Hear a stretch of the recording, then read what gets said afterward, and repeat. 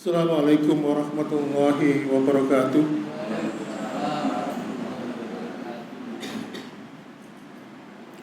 Alhamdulillah.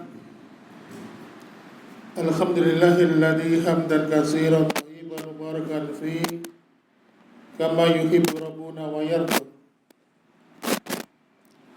Asyhadu an la ilaha illallah wahdahu la syarika lah wa asyhadu anna Muhammadan abduhu wa rasuluh alladzi la nabiyya ba'da.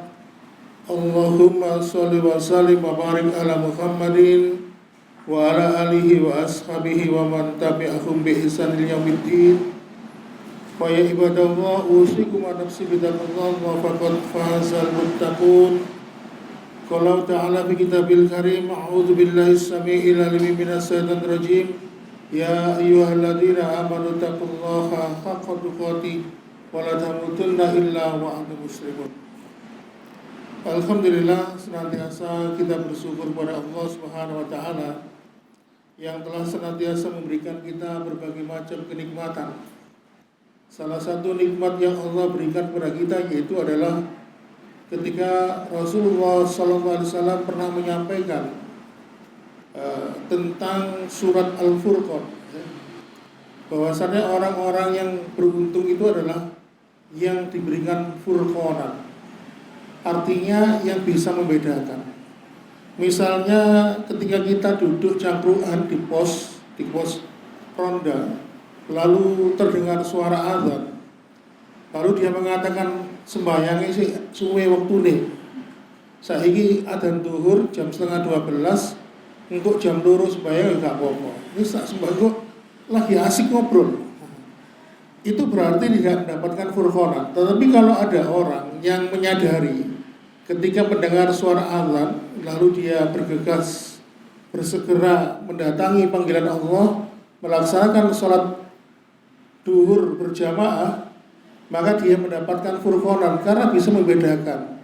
Oh, kalau sholat sendirian itu hanya 1 derajat dan belum tentu diterima.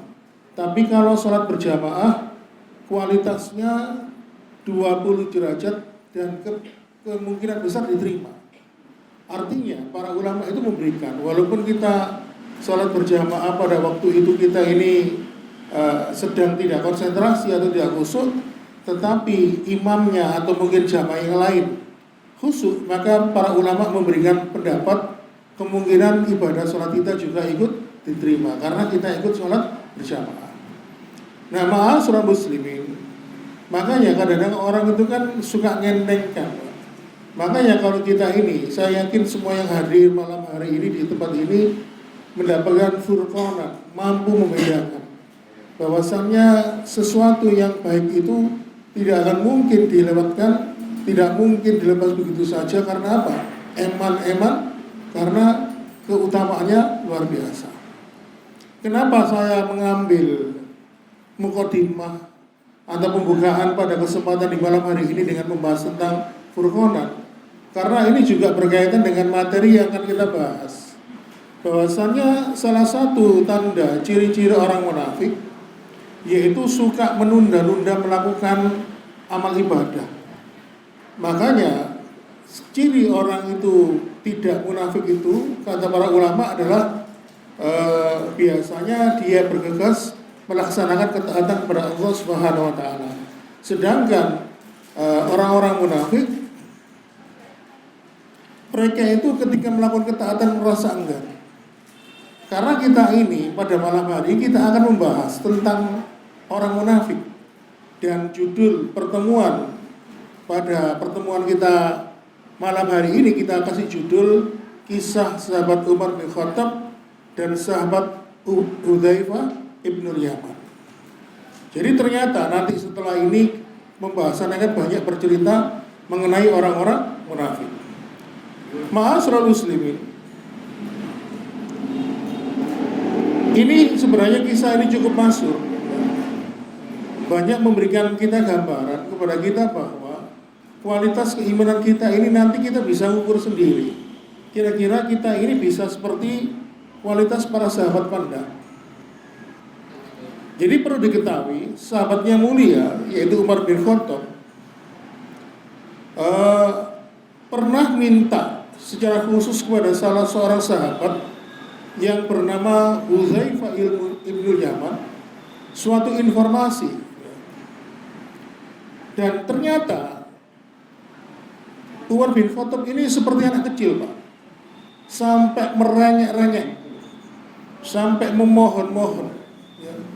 Apa yang diminta Umar bin Khattab ini kepada seorang sahabat ini, yaitu Hudzaifah ibnu Yaman, yaitu ma'asyiral muslimin,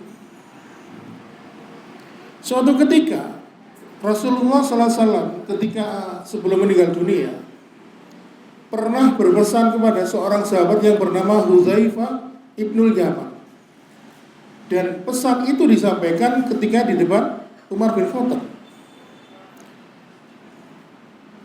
Rasulullah SAW mengatakan kepada Hudzaifah ibnu Yaman, ini ada rahasia. Jadi rahasia, tapi ngomongin ngarepe Umar bin Khattab, jadi bertiga. Cuma Rasul berpesan kepada Hudzaifah ibnu Yaman, iki ono rahasia. Artinya apa? Simpanlah, jangan pernah dibocorkan, jangan pernah ceritakan kepada orang lain.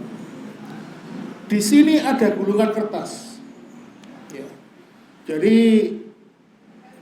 ternyata Rasulullah itu waktu itu belum ada seperti sekarang ya, kertas waktu zaman waktu itu dari papirus ya, seperti daun yang dikeringkan ya. Ini ada kertas berisi catatan nama-nama orang munafik. Rasul mengatakan kamu boleh mengumumkan ya setelah dia meninggal dunia. Artinya kamu boleh mengumumkan kalau dia ini orang munafik setelah yang bersangkutan meninggal dunia.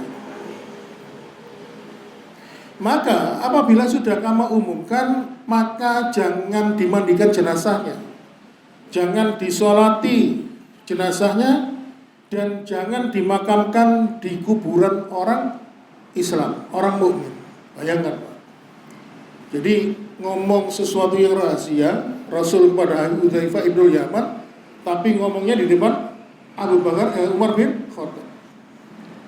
Jadi bercerita mengenai daftar nama-nama orang munafik, dan salah satu perlakuan Rasulullah ya, tentunya ini harus perintah Allah ya. Kalau orang munafik itu tidak boleh dimandikan jenazahnya, tidak boleh disolatkan jenazahnya, dan tidak boleh dimakamkan di pemakaman khusus orang-orang Islam. Nah, waktu itu Umar kan rumangsa, Pak.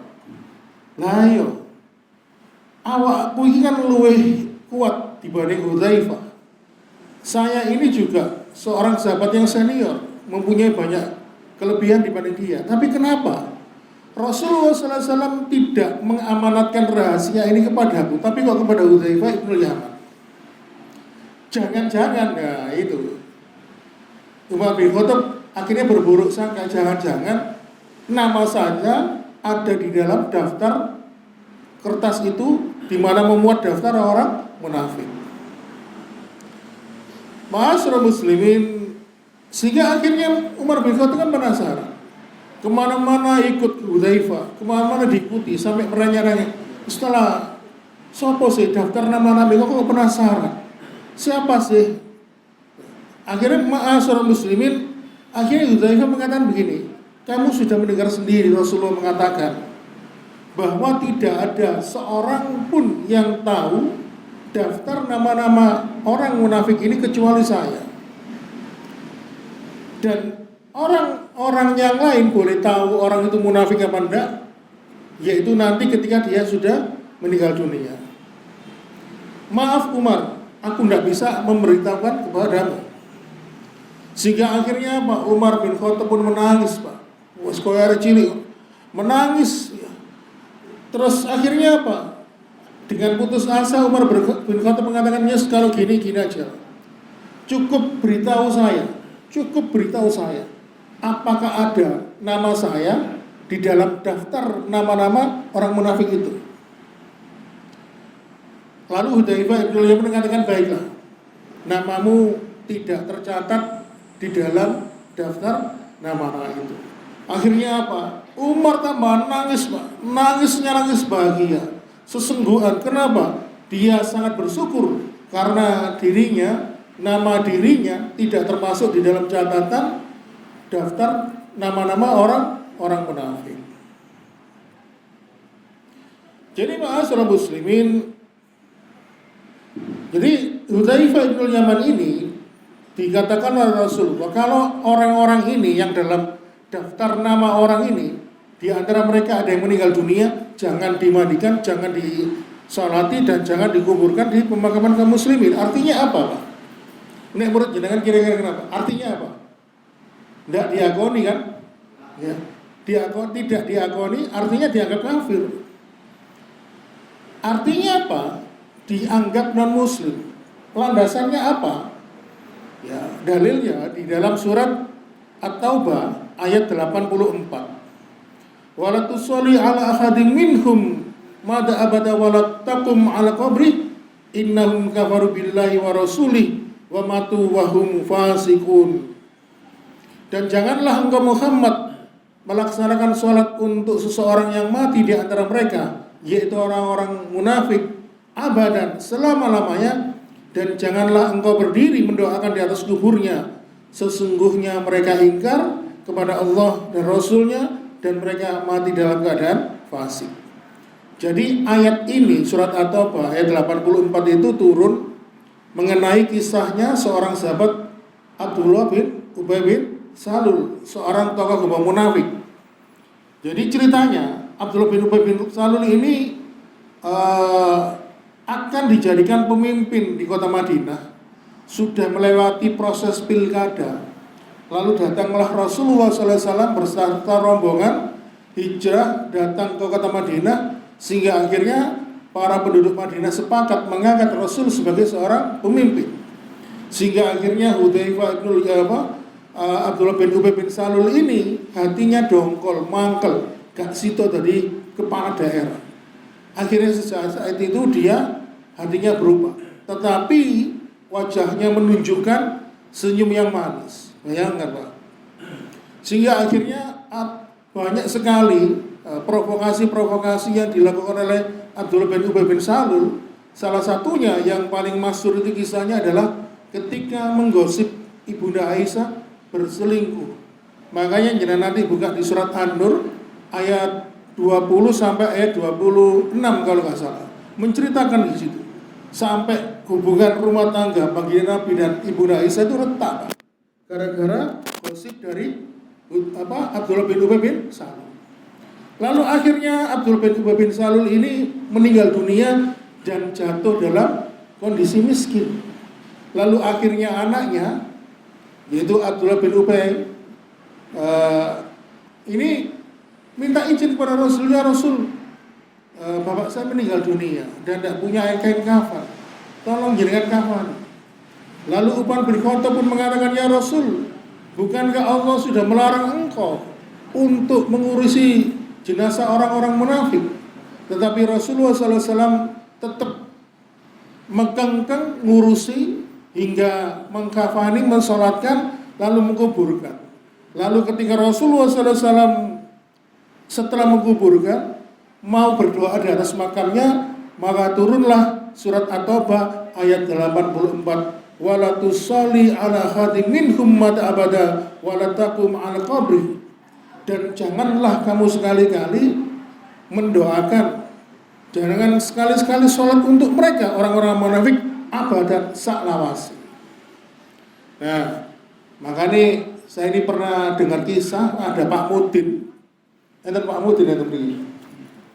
Pak Mudin itu Lamongan. Tahu Gustian ya, Pak. Mungkin nek jenengan dikirei kesempatan diangkat perangkat desa menjadi Mudin, monggo diterapno. Tapi monggo dadi muksune akeh. Pak Mudin teng Lamongan ngeten, tiyang niki salat napa mboten? Mboten. Gini ngoten kula mboten purun nyolati. Ya. Karena apa? Karena orang-orang yang zindik, orang zindik itu kan menampakkan kekafiran ya. Dudu nek gak sembahyang, dudu nek gak poso, pas mati njaluk disembayangi. Wong sing wong munafik ae lho, dhewe ya sembahyang tapi hatinya munafik, iku lho gak oleh disolati, nah dia sing zindik. Makanya pernah saya terapkan di tempat saya, dan akhirnya geger, Pak. Sampeyan lapo sih kok gak gelem nyembah, si protes lah. Anu, celana aku lho najis kok tak padahal alasannya ono ae. Nah, makanya ma'asyiral muslimin, kadang-kadang kita itu dilema hidup di masyarakat itu. Ketika memberangkatkan jenazah, sebelum diberangkatkan Pak Mudin tanya, ini tiang saya nama mboten. Saya padahal kenyataannya mangke suatu saat sumpah jenengan yang mengatakan dia orang baik itu akan dimintai pertanggungjawaban oleh Allah Subhanahu wa taala. Oleh karena itu ma'asyiral muslimin wa zumratal mukminin rahimakumullah.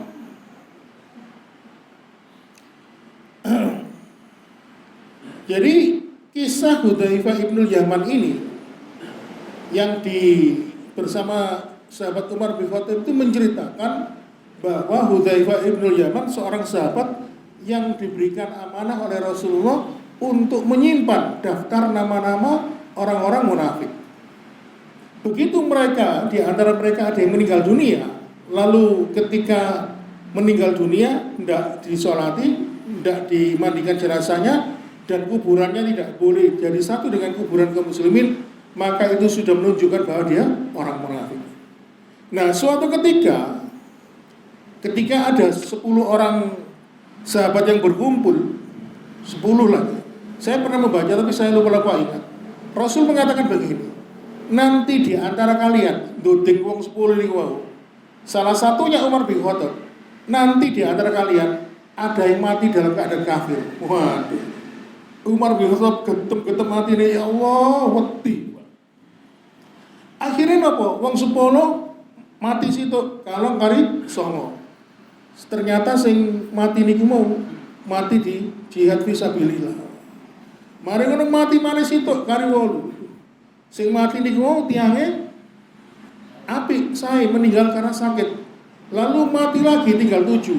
Singkat cerita, tinggal 2 orang yang dikatakan Rasulullah nanti di antara kalian akan mati dalam keadaan kafir.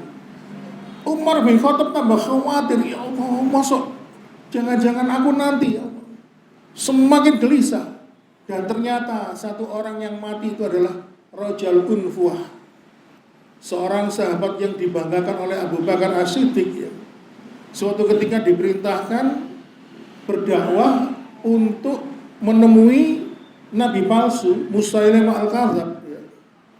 Ternyata sama Musailimah al-Kadzab, Rajul Unfuah ini diberikan tawaran yang menggoda. Tawaran dunia, harta, wanita, takhta. Kau niku lapo semelok Muhammad, oleh apa kau niku? Kata Musailimah al-Kadzab. Ya kan gak oleh apa kan, semelok aku ya tak ingin. Akhirnya apa, tergoda. Sehingga akhirnya Rajul Unfuah keluar dari Islam menjadi pengikut dari Musailimah al-Kadzab. Sehingga akhirnya ketika Abu Bakar ini diperintahkan untuk menumpas gelombangan Musailimah al-Kadzab, Rajul Unfuah ini salah satu dari yang tewas dalam peperangan itu. Dan yang membunuh Musailimah al-Kadzab adalah Wahsy, ya. Wahsy itu bertobat karena dulu pernah membunuh paman Nabi bernama Hamzah atas perintah Hindun. Hindun juga bertobat, Wahsy juga bertobat, dan dia menebus kesalahannya dengan membunuh Musailimah al-Kadzab. Kembali ke pembahasan itu tadi, akhirnya dari 10 orang yang dikatakan akan meninggal kafir itu ternyata Rajul Unfuah.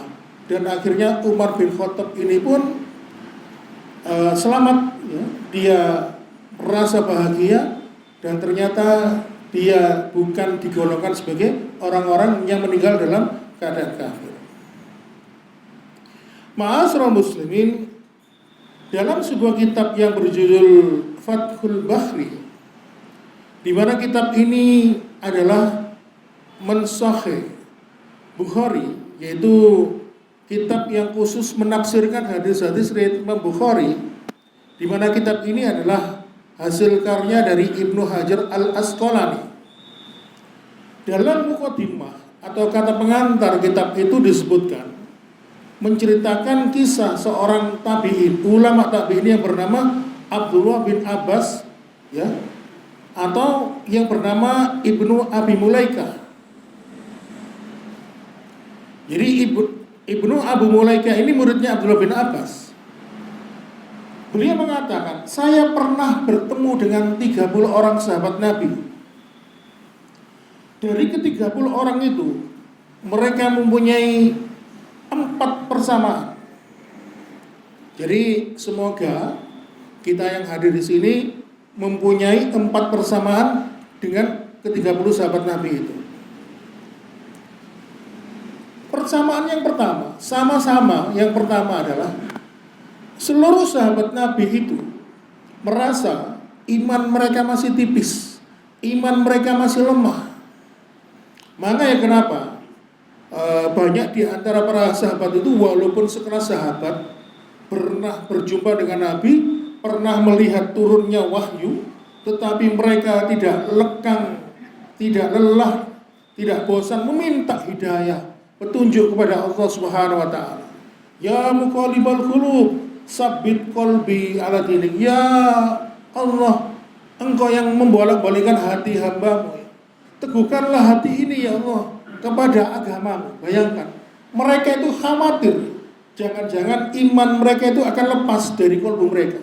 Makanya para sahabat, ya, para sahabat itu, Pak, mereka itu merasa iman mereka tipis sehingga mereka memohon kepada Allah, ya Allah, aku memohon hidayah-Mu, memohon petunjuk. Berikanlah aku kekuatan untuk istiqomah, menjalankan ketaatan kepadamu, menjalankan ibadah kepadamu ya Allah. Itu persamaan yang pertama. 30 orang sahabat itu sama-sama merasa punya iman yang tipis. Persamaan yang kedua, ya, persamaan yang kedua, ke-30 sahabat itu menyangka amal ibadah mereka itu masih sedikit. Dan amal yang sedikit itu belum tentu diterima oleh Allah Subhanahu wa taala.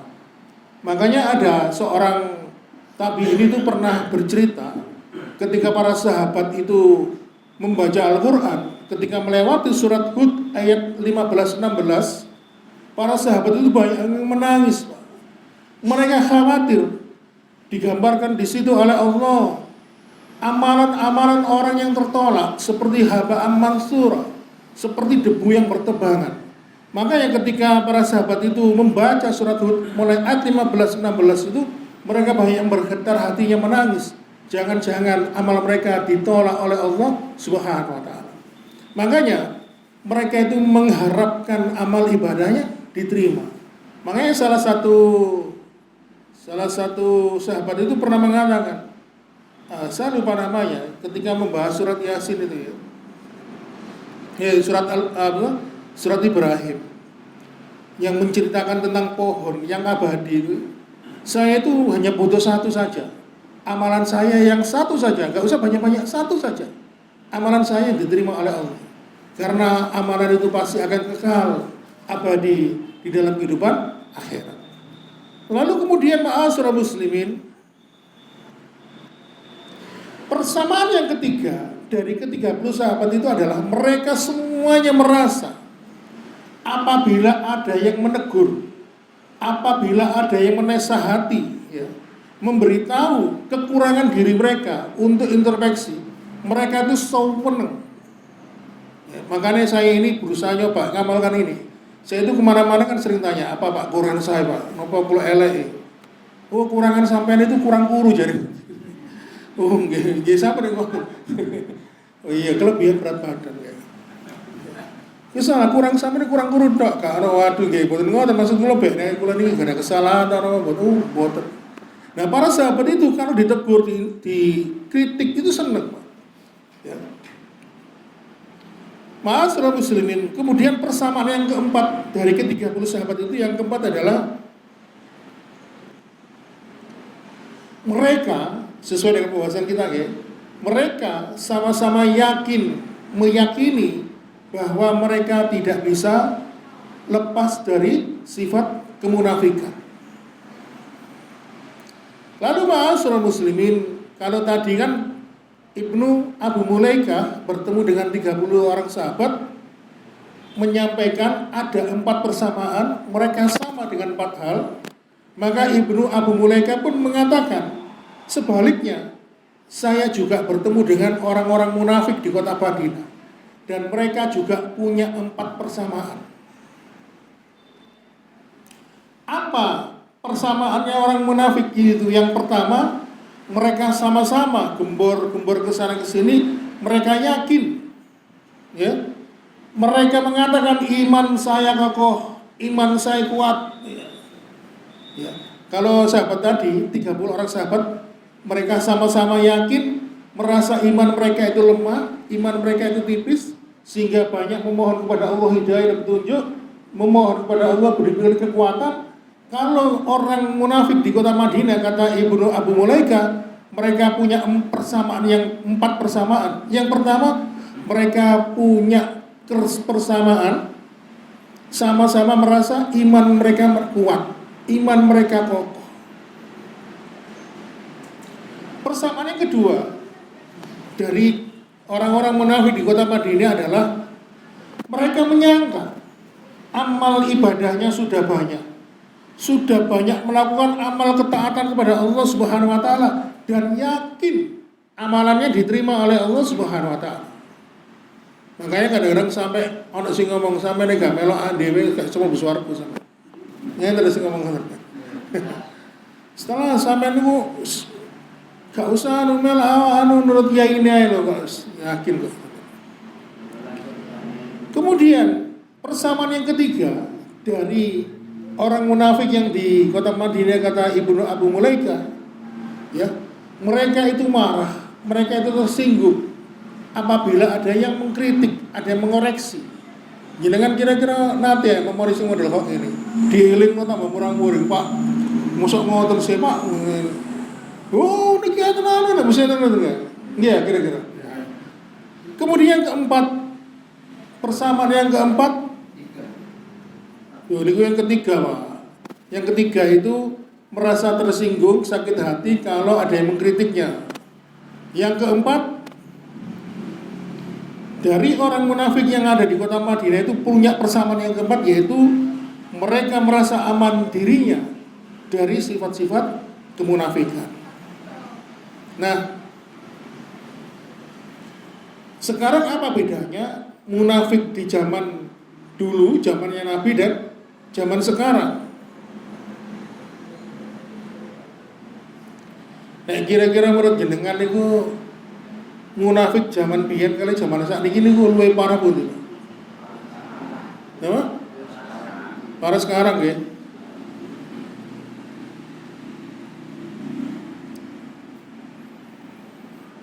Jadi gini, Pak. Jadi kalau menurut para ahli sejarah,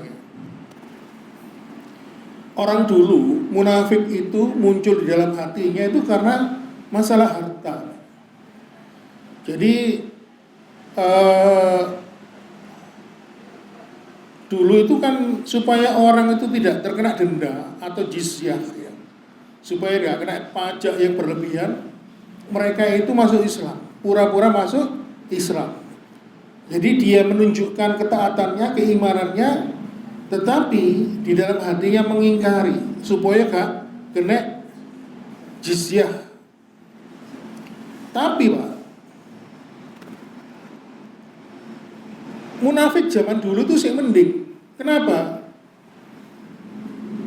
Walaupun mereka sudah diterangkan bahwasannya tempat kembali mereka itu adalah neraka, mereka itu masih punya tombol off dan off. On-off-nya masih ada. Jadi ketika bertemu dengan Nabi, ya, kemunafikannya itu, sifat kemunafikan itu tidak muncul.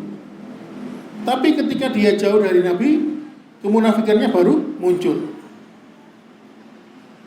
Makanya ma'asyiral muslimin, makanya kenapa Allah Subhanahu wa taala mengatakan di dalam surat Al-Munafiqun ayat yang pertama, idza ja'akal munafiquna qalu nashhadu innaka la rasulullah wallahu ya'lamu innaka la rasuluh wallahu yashhadu innal munafiqina lakadzibun. Apabila orang-orang itu datang, orang-orang munafik datang kepadamu ya Muhammad, mereka berkata, "Tuh, kami itu mengakui ya Rasul bahwasannya engkau adalah Rasulullah. Dan Allah mengetahui bahwa engkau adalah Rasulnya.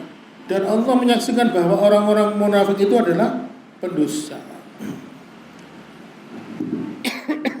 Jadi ketika mereka bertemu dengan Nabi itu langsung off sifat kemunafikannya. Tetapi kalau mereka tidak ada di hadapan Nabi, sifat kemunafikannya langsung on. Jadi contoh misalnya,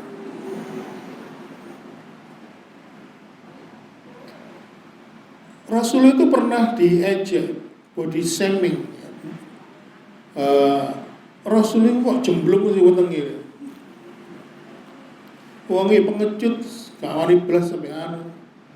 Nah ternyata kata-kata itu ketika Rasul tidak ada, akhirnya ketika mereka ditegur dalam surat At-Taubah ayat 65 disebutkan, wala in sa'altahum la yaquluna inama kunna nakhudu wa nal ab. Dan jika kamu tanya kepada mereka, niscaya mereka mengatakan, "Loh, kami itu guyon. Mek bersendak guru, mek guyon tok ngono kok gak oleh." Jadi orang-orang munafik itu sering ditegur. Makanya kenapa kita itu tidak boleh bercanda dalam urusan agama. Ma'asyiral muslimin wa subhanatal mu'minin rahimakumullah. Tetapi orang munafik zaman sekarang itu lebih parah. Kenapa? Karena mereka mau menjual agamanya. Ya memang ada yang menjual agamanya. Contohnya apa? Mau ada Pak. Dulu itu ada pesanan para kiai, para ustadz itu sama penguasa itu disetir Pak. Tapi buat tentang mriki Pak, buat tentang negara ini gimana? Tentang negara liya, tapi akhirnya ditiru. Ya. Misalnya fatwanya itu harus menyesuaikan dengan kondisinya atau kebijakan pemerintah setempat. Ya. Makanya kadang-kadang mereka ini mempermainkan ayat-ayat Allah, sehingga akhirnya mereka termasuk apa? Orang-orang yang menjual agama. Ma'asyiral muslimin, jenengan kan pasti hafal surat Al-Baqarah ya, sing awal-awal nih. Ibnu Katsir menceritakan di dalam surat Al-Baqarah awal-awal itu, ya sekitar ayat 30 ke depan ini. Ibnu Katsir mengatakan kalau Allah bercerita tentang sifat orang beriman itu hanya menyampaikan 4 ayat saja.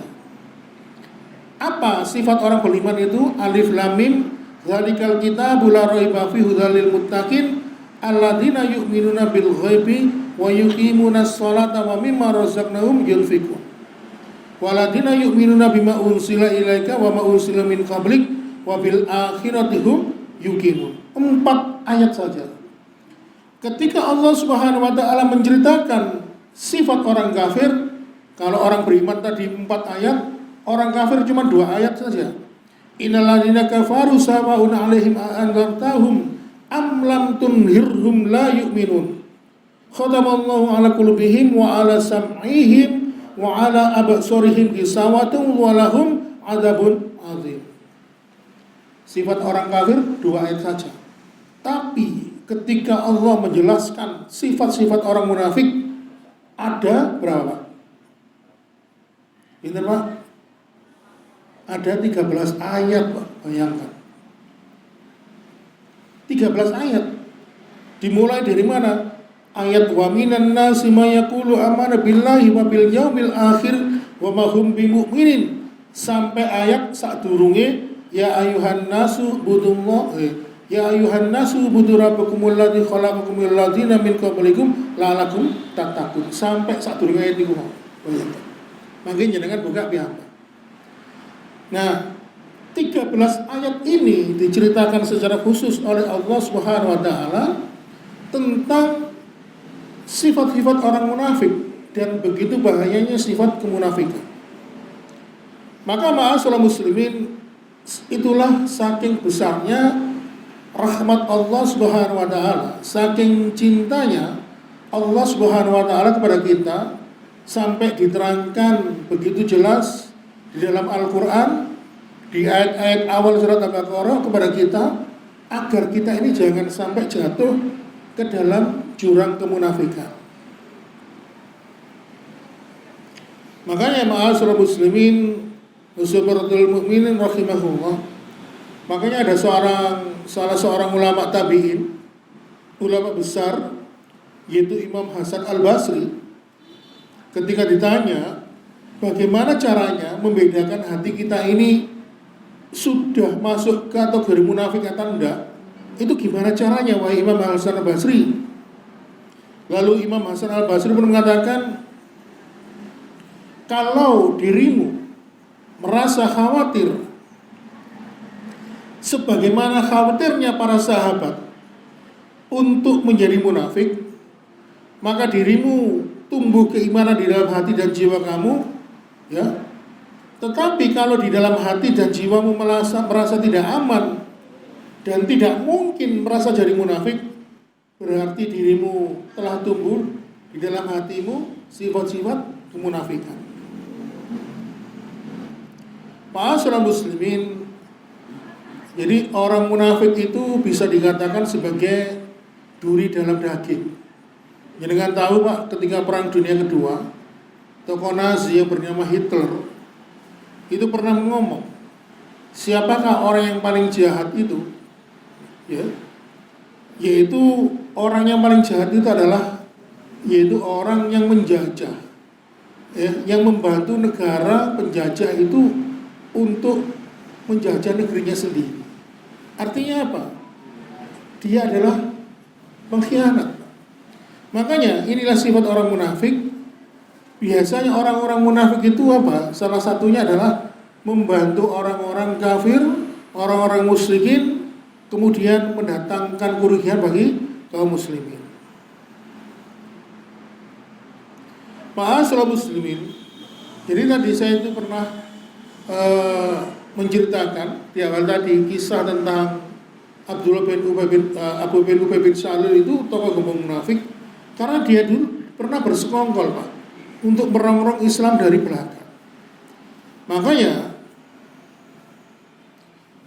sampai Allah Subhanahu wa taala sampai bersumpah, ya, bersumpah di dalam Al-Qur'an. Jadi waktu itu kan ketika Abdullah bin Ubay bin Salul itu meninggal dunia, yang saya tadi menceritakan Rasulullah itu mau memandikan, mengkafani jenazahnya, mensolatkan. Lalu saya tadi menyampaikan bahwa sempat diprotes oleh Umar bin Khattab. Umar bin Khattab itu mengutip salah satu surat At-Taubah ayat ke-80. Jadi karena orang munafik itu, kata Umar bin Khattab, sudah tidak mungkin ada pintu ampunan untuk mereka. Tetapi karena Rasulullah SAW, walaupun dulu pernah disakiti oleh Abdullah bin Ubay bin Salul, yaitu waktu itu sampai istrinya digosipkan selingkuh, ya, dengan seorang pemuda, ya, Ibunda Aisyah, tetapi karena kelembutan hati beliau, dia memaafkan dan memperlakukan Abdullah bin Ubay bin Salul secara zahir. Artinya secara lahiriah, secara KTP dia itu Islam. Tetapi Umar bin Khattab itu mencegah Rasulullah, bukankah Allah itu sudah melarang kita mendoakan, mengkafani, memandikan, mensolatkan jenazah orang munafik.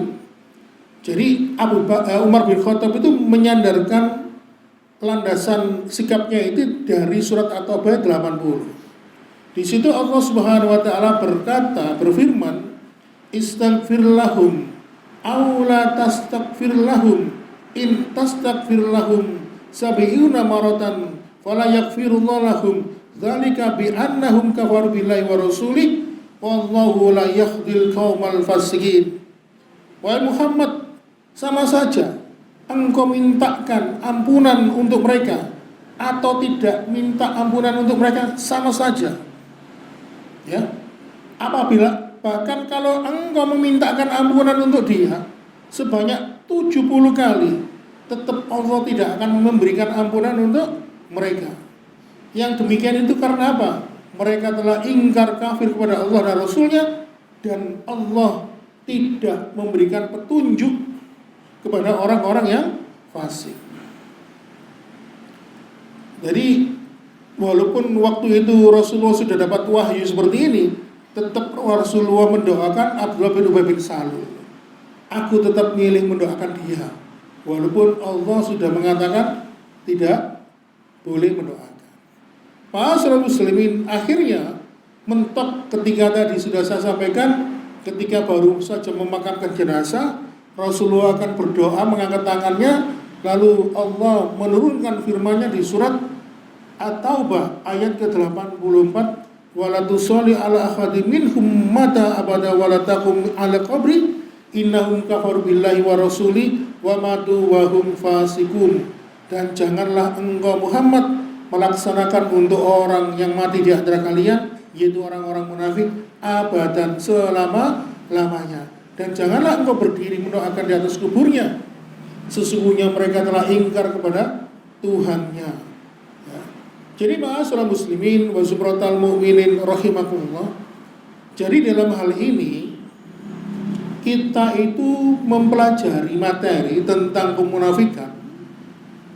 Tujuannya adalah supaya kita ini terhindar dari kemunafikan. Bukan berarti kita ini supaya menjadi orang munafik, bukan, enggak, tapi justru karena supaya kita ini jangan sampai terjerumus dalam kemunafikan. Makanya kalau biasanya kita ini punya semboyan, tidak kenal, tidak sayang, maka semboyannya itu dirubah.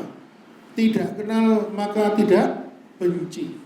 Kalau saya tidak mengenal kekafiran, kalau saya tidak mengenal kemunafikan, kalau saya tidak mengenal kemusyrikan, ya, maka saya pasti tidak akan membencinya.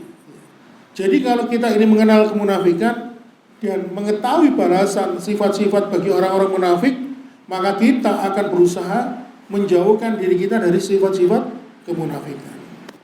Demikianlah ma'asyiral muslimin penjelasan yang singkat. Niki napa kula ringkes-ringkes nih, Pak. Asline niku nek di 2 jam paling sik nutut paling, Pak. Niki momong durung ngadani sak mung mbok menawi wonten sing ditanglet-tanglet. Biasa tak Pak tinggal untuk takonan.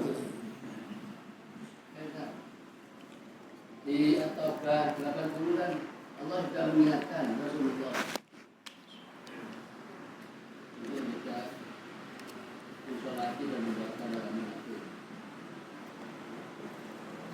Tapi masih dilakukan. Akhirnya At-Taubah yang terlakukan. Jadi gini, Pak. Tadi kan saya menceritakan kisah Pak Mudin yang di Lamongan gitu, tentang sikap bagaimana kalau ada orang-orang yang diketahui munafik ketika meninggal dunia. Kan sebenarnya surat At-Taubah itu kalau kita jangan baca lagi, Pak, tidak boleh mensolati itu tidak terbatas kepada orang yang munafik aja, termasuk pada mereka orang-orang penyebar kesesatan seperti perdukunan yang berfungsi menjadi dukun, terus kemudian orangnya menampakkan dirinya bukan menjadi orang beriman. Maksudnya apa? Orang-orang zindik. Orang zindik itu orang yang mengaku Islam tapi dia tidak menunjukkan keislamannya.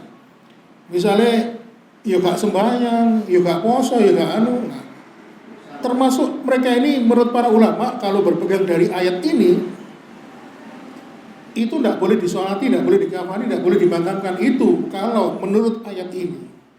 Tetapi saya pernah membaca tentang pembahasan hal ini, itu ada para ulama lain yang berpendapat bahwasannya kalau ada orang yang meninggal dalam keadaan seperti yang kita bahas ini, mereka itu boleh diperlakukan secara zahir. Artinya secara lahiriah dia itu Islam, ya kita perlakukan mereka seperti orang Islam. Makanya dalam hal ini ditunjukkan dengan sikap Nabi. Walaupun Umar bin Khattab sudah protes, ya, sudah protes, loh bukankah Allah sudah melarangmu? Tetapi Rasulullah mengatakan, mengambil pendapat, dia memandang Abdullah bin Ubay bin Salul secara lahiriah, secara zahir. Loh, dia dulu juga ikut berjamaah sholat bersama aku. Dia itu juga pernah berjuang bersama, ikut berperang. Walaupun dia pernah menggalang para sahabat itu lari dari medan peperangan, tapi Nabi Muhammad menganggap secara zahir itu orang Islam. Makanya di sini ada dua pendapat. Makanya Pak Mudin tadi yang saya ceritakan di Lamongan itu mengambil pendapat yang pertama. Kalau ada warganya yang diketahui nggak sholat kok meninggal, ya Pak Mudinnya nggak mensolati. Nek sampai liane mau solati urusan sampean sementing aku nggak gelem. Karena berdasarkan ini. Tapi pendapat ulama yang lain, Nabi memperlakukan mereka secara lahiriah. Nek KTP di Islam yus diurus dadi wong Islam, engko urusan berikutnya antara dirinya dan Allah Subhanahu wa taala. Jadi seperti itu, Pak. Jadi kalau misalnya ada orang kalau menurut keterangan ayatnya ini kok nggak boleh disolati, nggak boleh dimandikan, itu ayatnya begitu, tapi Nabi memberikan contoh memperlakukan secara lahiriah. Jadi ini sebenarnya adalah lebih mengedepankan apa ya? Kalau dalam kehidupan sosial itu selain kerukunan lah, Pak. Kadang-kadang kalau sikap kita terlalu kayak pendapat pertama tadi mungkin bisa memicu perdebatan, perselisihan dan sebagainya. Ada lagi? Nggih, monggo, Pak. Gratis, Pak, tenang ya, Pak. Tadi kan memang buang sama Rasulullah, itu masalah ya iman lah, walaupun beliau gratis. Tapi di masyarakat kita tahu sama sekali kan orang, artinya kan Islam tidak ada sholat, tidak ada itu kayak sih didoakan. Kalau saya tidak ikut doa, saya Nggih. Ya, pertanyaan ini apa, Pak? yang pertanyaannya kok beliau ya mungkin yang bilang dulu kita kan tahu sebetulnya beliau dilarang untuk mendoakan, tapi masih dilakukan masalah. Nah, nggih, Pak. Itu tadi kenapa ada larangan dari Allah tapi kok Nabi melakukan itu?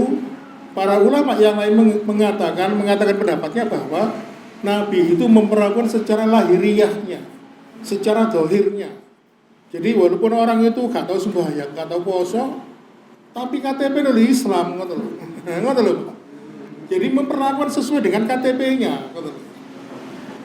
Jadi intinya itu bentuk sebagai penghormatan terakhir untuknya, sama orang Islam tak pernah orang Islam ya, kan gitu loh. Jadi seperti itu kira-kira. Ada yang lain? Monggo, Pak. Memang kita itu sulit kalau masyarakat itu orang nabi, orang yang itu sulit. Sebab bukti ini para kiai, para ustaz, itu kata orang, tapi disolati malah disewu, disolati di masjid. Ini lebih parah lagi. Saya kan terus saya lihat dia, sebenarnya karena suara. Yuk, sikap kita itu gimana? Kalau seperti gini, artinya orang seperti apa siapa? Apa masih karena aku sholat, bisa. Jadi kan ada yang nyolati. Jadi itu nanti Islam nanti hari makin mundur. Ini menurut masalah bagaimana? Oke. Kalau saya pribadi, Pak, ya, saya itu kan lebih memandang ajaran agama itu perspektifnya lebih luas, Pak. Jadi kita itu kan hidup di masyarakat, jangan pernah istilahnya itu kerukunan guyup di masyarakat itu harus kita jaga. Walaupun kita itu punya sikap, ya mungkin tidak apa-apa kita bersikap seperti itu, tapi tidak usah ditunjukkan lah. Ngono lho, Pak, maksud kula ya. Ya ini kalau Pak, kalau sampai kok gak nyolati, iya celana aku kena najis loh, ingat ya, Pak. Kan udah melalasan nomor sakit mawon ya. Ya kira-kira cepat, Pak ya. Mudah-mudahan apa yang kita bahas pada pertemuan malam hari ini memberikan manfaat. Mohon maaf bila ada kekurangan. Kita akhiri dengan doa kafaratul majelis. Subhanakallahumma wa bihamdika asyhadu an la ilaha illa anta astaghfiruka wa atubu ilaik. Wassalamualaikum warahmatullahi wabarakatuh.